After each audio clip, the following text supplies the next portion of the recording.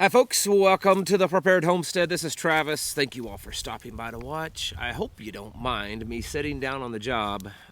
This is day 3 of hitting the garden pretty hard with the rototiller, and 80 to 90% of the work has all been done on new ground that's never been tilled before. So it's been a definite workout for 3 days. He's so opinionated and no one really cares. But anyways, it's been quite the workout. So I decided to pull up a chair in this shady area to make the video because I'm just that tired, okay? Hope that many of you, and honestly all of you, are actively working hard to get yourselves prepared. Get whatever that is for you, whether it's gardens, infrastructure on your property, building something new, a fence, whatever it is that you're trying to, chicken coops, getting more livestock, whatever it is that you're trying to accomplish, that your goals are. I hope that you folks are working really hard at it because it's getting that serious. Here in our community, our little tribe, everyone is like full steam ahead, kind of kicking it hard to get things as done as they can, as fast as they can, and producing as much as they can this year. We've all been talking back and forth at the different things that we're doing, borrowing and sharing, different equipment that each of us someone has this piece and they need it, and someone has this piece and they need it. So it's been bouncing around just because we understand the severity of how things are. And so I hope that most of you, if not all of you, realize that.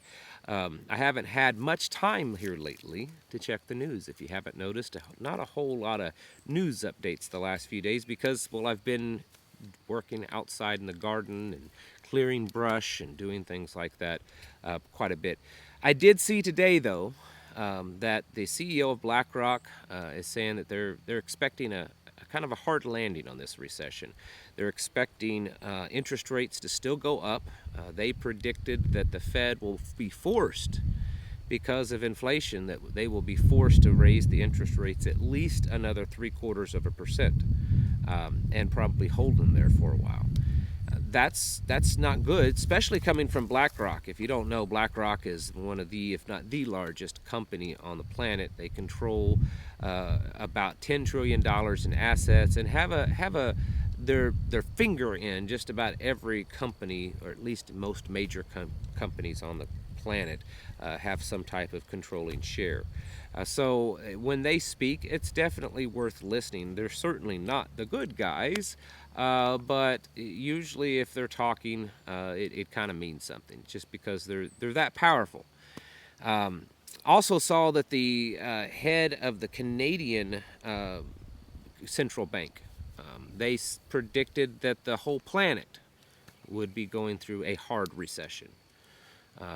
Also saw last week that it was some executive with the Federal Reserve also said similar things, that they predicted that this recession would be a hard landing. And so we've gone from there's no recession, there's no inflation, there's no problems with the economy, to where it's transitory and a V-shaped recovery, to where it's a soft landing recession, and now it's a hard landing. And in my opinion, which probably doesn't mean a whole lot, I get that, but in my opinion, for these people to be saying a hard landing recession, it's probably going to be something more like a depression, maybe even a very severe depression.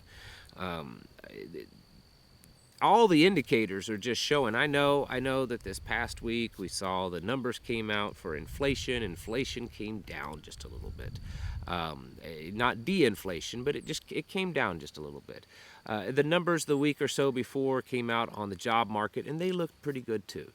But when you get into those numbers, in both cases, they're not quite as good as they sound. The job market showed that we added a bunch more jobs to the economy, when in fact that about 50,000 of those jobs were actually government jobs that were added to the economy. So it shows that it wasn't quite as much as business producing more. It was government, government creating more control. Same thing with this inflation numbers that came out last week. It was really the only thing that really has come down solid is the used car market and the cost of fuel. Energy. Part of that energy cost is just because we're done with winter. Most of the country is, and usually energy costs go up in the winter because you use more. So that's kind of normal and nothing out of the ordinary. But the fuel cost is going to change because crude oil has gone up, went up yesterday. It just keeps going up.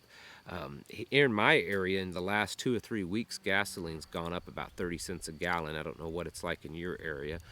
And I've seen predictions from reputable sources, things like Goldman Sachs and stuff, predicting that by this summer we could see $130 a barrel for crude oil. So the low gas prices, low, you know what that means, lower than, we need your firstborn son gas prices, is the only real thing that's kept inflation kind of down from those really high numbers. But then again, we also know that these numbers are all bunk anyways. We know that the real inflation numbers are easily in the teens, probably into the 20s percentile range, because when you look at the individual inflation on things, they're all in the teens and 20s, and some of them are even more than that. So we know that. And we know that the economy is getting worse. They can try to spin it all they want, but when you've got companies, the major companies that are kind of the bedrock of America, like Walmart and McDonald's, are closing places down and shutting places down and laying off workers. When most of your big corporations are laying off workers, it's usually a sign that the economy's not doing pretty good.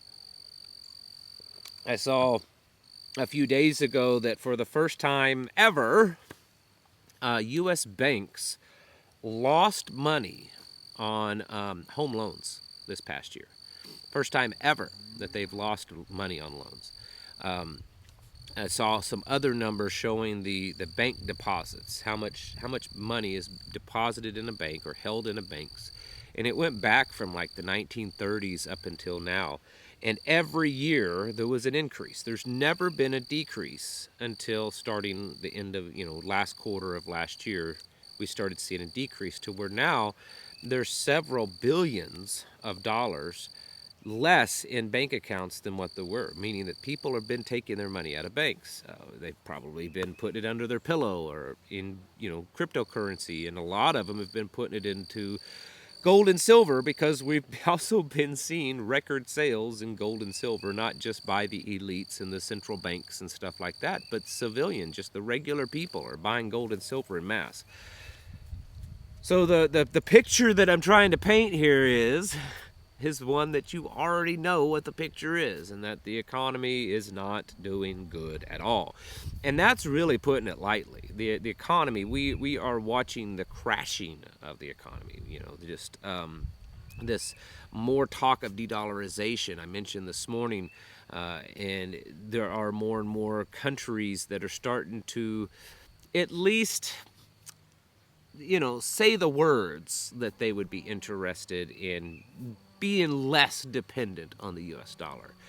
20, 30 years ago, a country wouldn't have even dared say that, because they knew what would have happened. They would have been invaded by the United States, or we would have had to bring them democracy, or their head of state would have been, mysteriously killed or fallen over dead, because all these things have happened in the past to any nation that has even hinted that they might go off the U.S. dollar. And now we've got countries openly talking about to being less dependent on the U.S. dollar, to doing trade in the U.S. dollar, and nothing's being done about it, apparently. That is also a sign that the U.S. economy and the U.S. prominence is collapsing.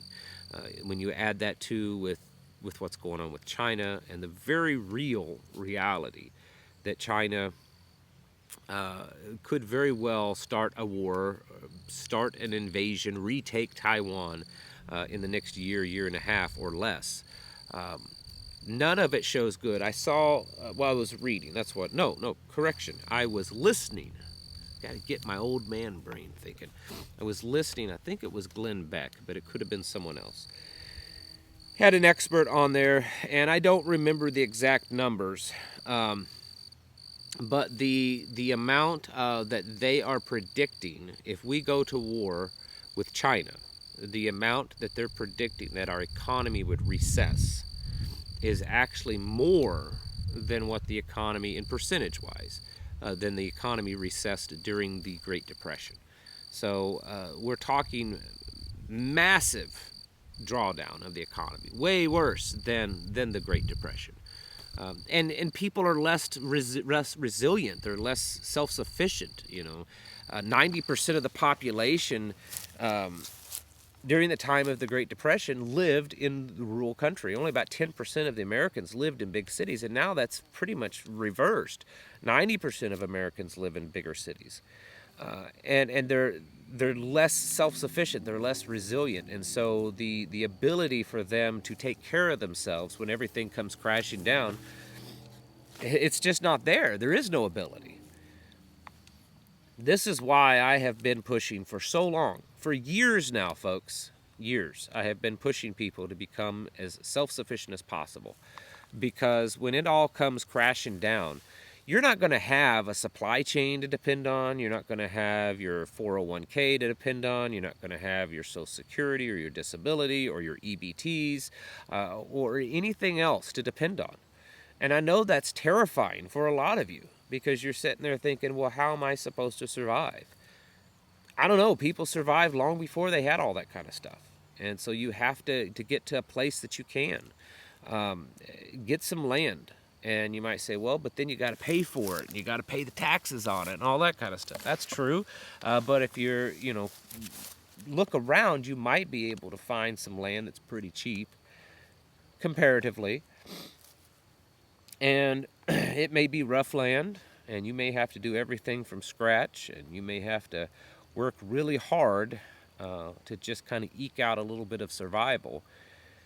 But it's quite possible that that land is what will keep you alive. It's possible that that land is what will help you ride through this storm. And somehow, some way, you'll have to figure out how to pay for it and how to pay the taxes on it when it all comes crashing down. When the duties hit the fan, and well, then things are different. Then, right? There's different ways to deal with stuff when it all starts falling apart. But you have to get to a place that you're as self-sufficient as possible, because all this stuff that we're talking about, economic, all the indicators, all the experts, they're really just trying to keep it kind of played down. They're really not wanting to get people terrified, because, well, that's the worst thing that could happen for them, is to get people to panic, and then they would go and they would withdraw all their money out of their banks and make things even worse. So however bad that they're saying it is, you can pretty much guarantee it's going to be a lot worse than that. And you need to be getting yourself ready. Don't worry about whether it's popular. Don't worry about what people saying around you. If you know in your heart that this is what you're supposed to do, then you need to be doing it. And you need to be getting yourselves as self-sufficient as possible, producing food, storing food up, developing plans to defend that food, take care of it, take care of your family, protect your family. All these things are going to be necessary because the world that we are embarking upon is going to be a pretty rough haul for a while, folks. It's time to get your houses in order. And it's time to prepare yourselves mentally, physically, and spiritually. Thank you for watching, and I'll catch you in the next video.